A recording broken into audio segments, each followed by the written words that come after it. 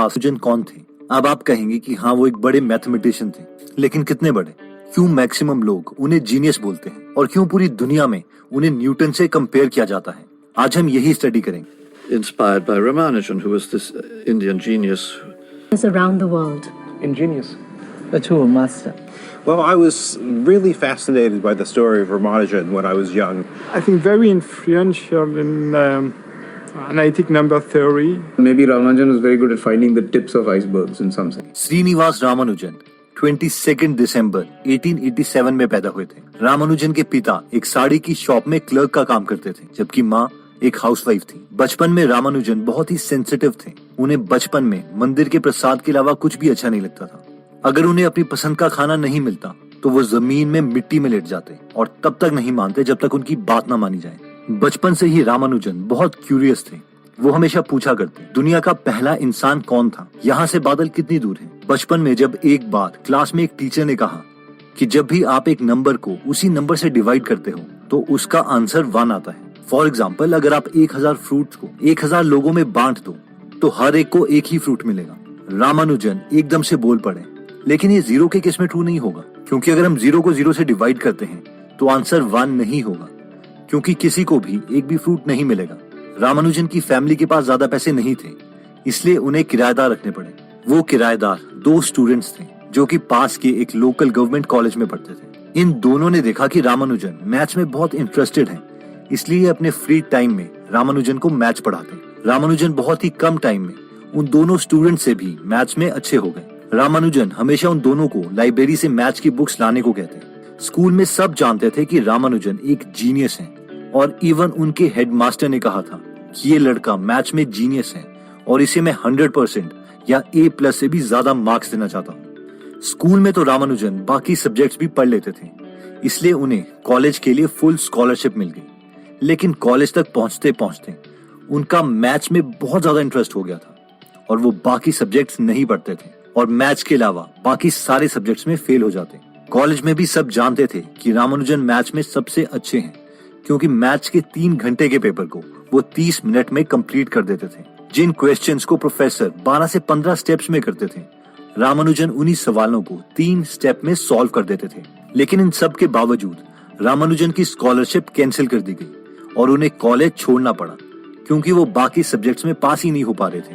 वो ट्यूशन भी नहीं ले रहे थे, क्योंकि बुक्स में मैथ्स के सवालों को सॉल्व करने का तरीका उन्हें पसंद नहीं था। ये सब देख के रामानुजन की माँ बहुत परेशान हो गई और उन्हें लगा कि शायद शादी के बाद रामानुजन अपनी रिस्पॉन्सिबिलिटीज को समझ जाएंगे, इसलिए उनकी शादी जानकी से करवा दी गई। उस वक्त जानकी की एज सिर्फ 10 साल थी और छोटी एज में शादी करना उस वक्त एक कॉमन बात थी। शादी होने के बाद रामानुजन को लगा कि अब उन्हें किसी तरीके से पैसे कमाने पड़ेंगे और इसलिए वो जॉब के लिए अप्लाई करने लग गए। अपनी मैथ्स की नोटबुक्स लेके वो सबको दिखाते, लेकिन उन्हें कोई जॉब नहीं देता। लेकिन फाइनली उन्हें मद्रास पोर्ट ऑफ ट्रस्ट में जॉब मिल गई और वो सर फ्रांसिस और नारायण अय्यर के ऑफिस में एक अकाउंटिंग क्लर्क की जॉब करने लग गए, जिसके लिए उन्हें 30 रुपए हर महीने मिलते थे।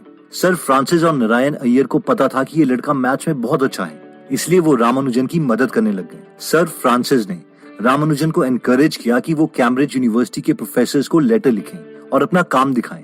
फाइनली रामानुजन ने 3 प्रोफेसर्स को लेटर भेजा। 2 प्रोफेसर्स ने उनके लेटर्स को रिजेक्ट कर दिया, जबकि एक प्रोफेसर को उनका काम बहुत पसंद आया और वो लेटर देख के ही जान गए थे कि ये इंसान जीनियस है। इस प्रोफेसर का नाम था G.H. हार्डी। ये लेटर बहुत ही इंटरेस्टिंग था, इसलिए बहुत यूनिवर्सिटीज में मैथमेटिशियंस को ये दिखाया जाता है। इस लेटर में कुछ इस तरीके से लिखा हुआ था, डियर सर, मैं एक अकाउंटिंग क्लर्क हूँ मद्रास इंडिया में और मेरी 1 साल की सैलरी 20 पाउंड है। मैं 23 साल का हूँ, मेरे पास कोई यूनिवर्सिटी डिग्री नहीं है और मेरे पास सिर्फ स्कूल जितनी एजुकेशन है। मेरे पास जितना भी फ्री टाइम होता है उसे मैं मैथमेटिक्स में लगा देता हूँ। मैंने डाइवर्जेंस थियोरी पर भी काम किया है और लोकल मैथमेटिशियंस उनके रिजल्ट्स को आउटस्टैंडिंग बोलते हैं। मैं इस लेटर के साथ आपको अपनी कुछ थियोरम्स भेज रहा हूँ। अगर आपको इन थियोरम्स में कुछ वैल्यूएबल लगता है तो मैं चाहता हूँ कि मेरे काम को पब्लिश किया जाए। Yours truly, S Ramanujan. उस वक्त हार्डी को बहुत से ऐसे लेटर्स मिलते थे जिसमें लोग क्लेम करते थे कि उन्होंने बड़ी बड़ी डिस्कवरीज की हैं, लेकिन हार्डी बोलते हैं कि मैं पहली लुक में ही जान गया था कि ये लेटर उन कैटेगरी में नहीं है। रामानुजन ने इस लेटर के साथ करीबन 50 थियरम्स भेजी थी, जिसमें से एक मुझे बहुत अच्छी लगी क्योंकि वो बहुत नॉन इंट्यूटिव है। आई होप आपको भी ये बहुत अच्छी लगेगी। मान लीजिए मैं आपको बोलता हूँ 1 + 2 + 3 + 4 + 5 + dash dash dash up to infinity, तो इसका सम क्या होगा? आप इसका आंसर क्या बोलोगे? यानी अगर मैं आपको 1 रुपए देता हूँ, फिर मैं आपको 2 रुपए देता हूँ, फिर 3 रुपए, फिर 4 रुपए, फिर 5 रुपए एंड सो ऑन और देता ही जाता हूँ, तो आपके पास एंड में कितने पैसे बचेंगे? तो आप बोलेंगे कि ये तो इन्फिनाइट होगा क्योंकि इन्फिनाइट टाइम्स आपको पैसे मिल रहे हैं। लेकिन इसका आंसर -1/12 है। यानी अगर कोई आपको पैसे दे ही जा रहा है इन्फिनाइट टाइम तक, तो एंड में आपके पास कुछ भी नहीं होगा, बल्कि दूसरे इंसान के पास 1/12 रुपीज होंगे।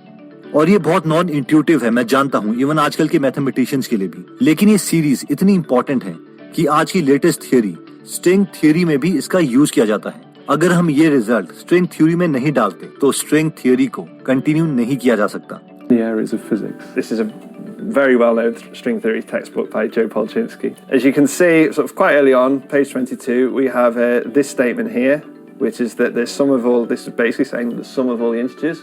और ये बस एक छोटा सा रिजल्ट था रामानुजन के बहुत से रिजल्ट्स में से।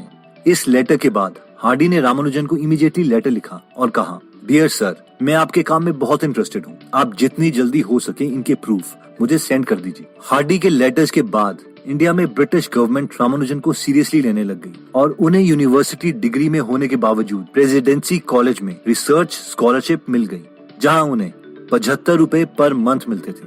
हार्डी ने रामानुजन को बहुत कन्विंस किया कि वो कैम्ब्रिज यूनिवर्सिटी में उनके साथ काम करने के लिए आए, लेकिन रामानुजन ने मना कर दिया कि अगर वो ओवरसीज गए तो कोई भी उनके बच्चों के साथ शादी नहीं करेगा। लेकिन फाइनली रामानुजन मान गए जब उनके सपने में उनकी देवी नामागिरी ने दर्शन दिए और कैम्ब्रिज जाने के लिए कहा। रामानुजन कैम्ब्रिज यूनिवर्सिटी में हार्डी और लिटिल वुड से मिले और उन्हें अपने पिछले 10 सालों में लिखी हुई 3000 थियरम्स दिखाई। हार्डी ने रामानुजन को कन्विंस किया कि अगर वो अपने काम को पब्लिश करना चाहते हैं तो उन्हें उन थियरम्स के प्रूफ देने पड़ेंगे, क्योंकि रामानुजन डायरेक्टली आंसर लिख देते थे और प्रूफ नहीं देते थे। लेकिन नॉर्मल पब्लिक को समझाने के लिए हर स्टेप किस बेसिस पर आया है ये बताना जरूरी था, इसलिए रामानुजन ने कैम्ब्रिज में क्लासेस लेना स्टार्ट कर दिया। 1915 तक रामानुजन के 9 पेपर पब्लिश हो चुके थे, जिनमें modular equations and approximation to pi एक फेमस पेपर था। रामानुजन हमेशा भीड़ से अलग रहते थे। अब क्योंकि इंग्लिश लोग नॉन वेज खाते थे, इसलिए रामानुजन अपने कमरे में राइस, सांबर और फ्रूट्स खाते, जहाँ पर कैम्ब्रिज में बाकी इंडियंस बाहर घूमते। रामानुजन बहुत ही छोटे ग्रुप में या फिर अकेले ही रहना पसंद करते थे। इस वक्त वर्ल्ड वॉर 1 चल रही थी और उन्हें अपनी माँ और पत्नी की याद आ रही थी। रामानुजन चाहते थे कि उनकी पत्नी जानकी उनके साथ कैम्ब्रिज आ जाए, लेकिन रामानुजन की माँ ऐसा नहीं चाहती थी, इसलिए वो रामानुजन के लेटर्स जानकी को नहीं दिखाती और जानकी के लेटर्स को रामानुजन तक नहीं पहुंचने देती थी। रामानुजन बहुत दुखी हो गए थे क्योंकि उन्हें अपने लेटर्स का कोई जवाब नहीं मिल रहा था। वो बहुत बीमार भी होने लग गए। चेकअप के बाद उन्हें पता चला कि उन्हें ट्यूबरक्लोसिस है।